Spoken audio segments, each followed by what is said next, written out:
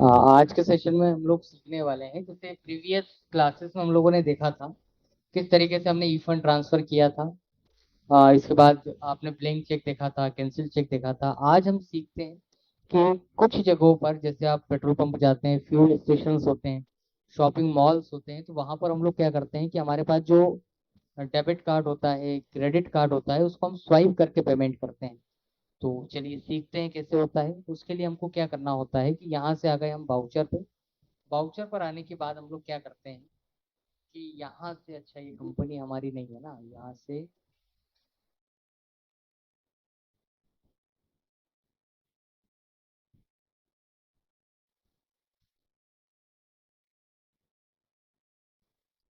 यहाँ से आपको क्या करना है, पेमेंट पर जाना है। पेमेंट पर आने के बाद आप यहाँ नाम लिखते हैं जो भी आपका पेट्रोल पंप है, जिसमें मैंने यहाँ लिखा इंडियन ऑयल। इंडियन ऑयल लिखकर यहाँ इसका अंडर हेड हम लोग लिखते हैं इनडायरेक्ट एक्सपेंसेस, क्योंकि ये हमारा क्या है, खर्च है। कितना अमाउंट है, तो यहाँ लिखा आपने जैसे 3000, 3000 रुपये। और यहाँ पर आप लिखते हैं बैंक, तो यस बैंक आपने लिखा। यस बैंक लिखने के बाद हम यहाँ से एंटर करते हैं। एंटर करने के बाद आप देख रहे हैं कि ये बाय डिफॉल्ट उठाता है चेक। तो आपको चेक तो देना नहीं है। जब आप स्पेस करेंगे तो आपके सामने ये ऑप्शन है। कई बार हम क्यूआर कोड स्कैन करके दे देते हैं, तो यहाँ आप यूपीआई लिख सकते हैं। यदि आप डायरेक्टली एटीएम या कार्ड से पेमेंट करना चाहते हैं, तो उसके लिए आपको जाना होगा शो मोड पर।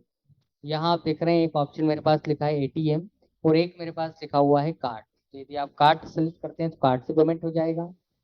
यदि आप एटीएम सेलेक्ट करते हैं तो देखिए कैसे करना है। जैसे मर्चेंट हमने बदला BPCL, Bharat petroleum, indirect expense 1500, और यहाँ आ जाएगा आपका यस बैंक। एंटर करिए। एंटर करने के बाद स्पेस, यहाँ से शो मोर, यहाँ आ गए आप कहाँ पर, तो यहाँ पर आ गए हम यहाँ से कार्ड, सॉरी एटीएम पर। एटीएम ले लो, इसको हम एक्सेप्ट कर लेते हैं यहाँ से। ये कहलाता है कि हमने क्या करा है, किसी व्यक्ति को एटीएम या कार्ड से पेमेंट किया। ये हमारा बैंकिंग था। अब आज हम एक नया टॉपिक डिस्कस करते हैं कि जैसे आप इस सेल्स के बिल की बात करते हैं, तो सेल्स के बिल में हम लोग क्या करते हैं कि जब हम सेल्स के बिल पर जाते हैं और जब आप कंट्रोल पी से प्रीव्यू निकालते हैं, तो प्रीव्यू पर एक ऑप्शन हम देख रहे हैं कि यहाँ पर जब आप प्रीव्यू की बात करते हैं, तो देखिए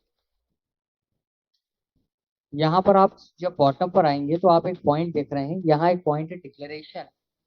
तो यहाँ पर डिक्लेरेशन में लिखा हुआ है we declare that this invoice, जो भी है। तो यहाँ पर हमको क्या करना है कि जैसे आप दुकानों पर जाते हैं, शॉपिंग मॉल पर जाते हैं, तो वहाँ आपको टैग लगे हुए मिलते हैं।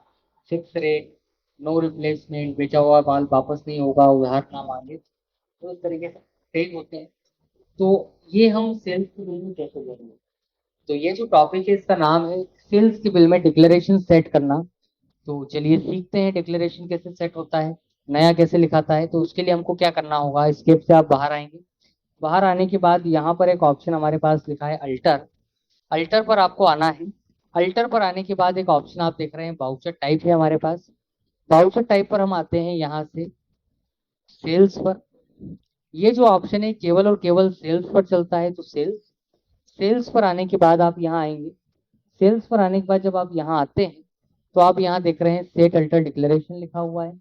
यहाँ पर आप लिखते हैं, आपने लिखा टर्म्स एंड कंडीशन, तो यहाँ लिखा आपने टर्म्स एंड कंडीशन, डैश लगाया आपने, स्लेश। अब क्या होता है कि देखिए यहाँ डैश लगाया, पॉइंट्स हमको यहाँ लिखना है 1 2 3 4 5 नीचे। लेकिन दिक्कत ये है कि जब आप अमूमन इस तरीके से काम करते हैं, तो आप क्या करते हैं, जैसे ये मैंने एबीसी लिखा, अब मेरा कर्सर यहाँ है एंड नीचे लाने के लिए एंटर करता हूँ। तो यदि आप यहाँ एंटर करेंगे तो ये बार बार एक्सेप्ट होगा। तो आपको एंटर नहीं करना है, आपको क्या करना है, यहाँ से एक शॉर्टकट बटन है कंट्रोल प्लस, आप क्या करेंगे, एंटर करेंगे। तो कंट्रोल के साथ हम एंटर करते हैं, तो हमारा कर्सर नीचे आया, यहाँ लिखा हमने फिक्स रेट।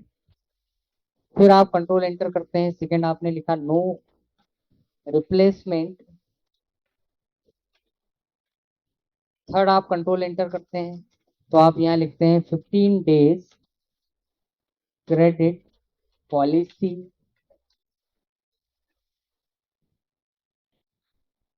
फिर आपने कंट्रोल एंटर लिखा, जो भी आपके पॉइंट्स है वो आप यहाँ लिख सकते हैं। लिखने के बाद आपको क्या करना है, कंट्रोल ऐसे एक्सेप्ट करना है। अगेन आप एक्सेप्ट करेंगे। एक्सेप्ट करने के बाद आपको क्या करना है, यहाँ से आना है आपको बाउचर पर। बाउचर पर आने के बाद जब आप प्रिंट आउट निकालेंगे तो कंट्रोल पी, यहाँ से आप करते हैं आई, और यहाँ से आप करेंगे अल्ट प्लस जेड या ज़ूम जिसको हम कहते हैं। तो आप यहाँ देख रहे हैं कि मेरे पास ये जो ऑप्शन है, तो यहाँ लिखा हुआ है fix rate, no replacement, 15 days credit policy, मतलब हम आपको उधार देंगे लेकिन केवल 15 दिनों के लिए। तो ये सारी चीजें केवल और केवल हम काय में ऐड कर सकते हैं, सेल्स के बिल में। तो एक टॉपिक हमने देखा जिसमें हम ई फंड ट्रांसफर देख रहे थे। सेकंड हमने देखा कि किस तरीके से हम सेल्स के बिल में डिक्लेरेशन सेट। तो दोनों ही टॉपिक्स में कोई डाउट हो तो आप पूछ सकते हैं मुझसे। तो ये है हमारा क्या, जिसको हम कह रहे हैं किस तरीके से हम सेल्स के बिल में डिक्लेरेशन सेट करते हैं। आई होप आपको ये कंटेंट समझ आए होंगे, दोनों जो टॉपिक है हमारे। तो एक बार आप इतना चलाकर देखें। अब हम मिलेंगे मंडे के दिन एक नए टॉपिक के साथ। Thank you for watching.